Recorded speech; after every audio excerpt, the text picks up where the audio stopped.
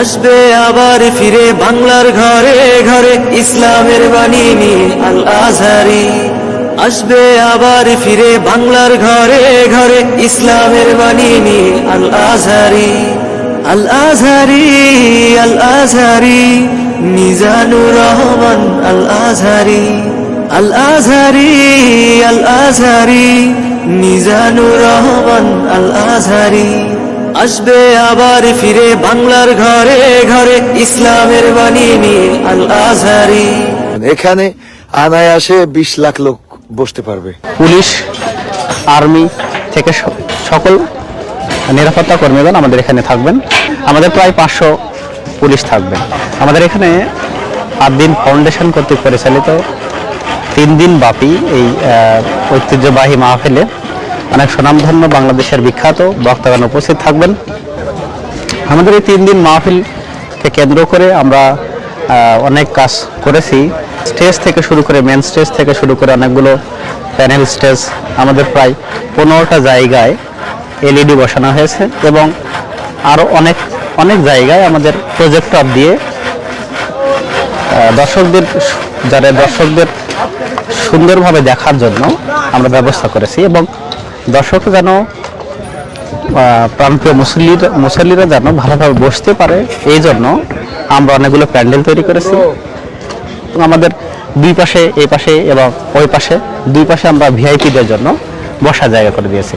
আমাদের এই পুরো যে মাঠটা, পুরো যে স্টেজ, এই স্টেজে আমরা শুধু একজনকে বসার, শুধু আমাদের যিনি প্রধান আলোচক থাকবেন বা যে আমাদের যখন যেই সময় যে আলোচক থাকবে সেই আলোচককে আমরা বসার জায়গা করে দেব এবং এখানে শুধু আমাদের আলোচকই থাকবেন।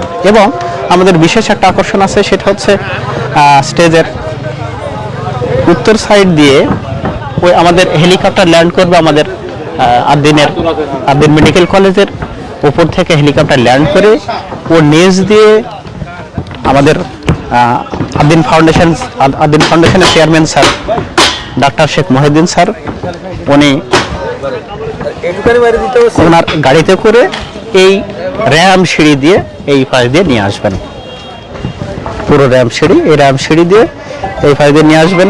তা আমরা এই র্যাম সিঁড়ি এই দিক দিয়ে বয়ে এই দিক দিয়ে সোজা আমাদের রাস্তা দিয়ে আসবে আমাদের মেহমানগণ এবং আমাদের দুই পাশে ভিআইপি জায়গাদের বসার জায়গা রয়েছে এবং তাদের পথ আলাদা।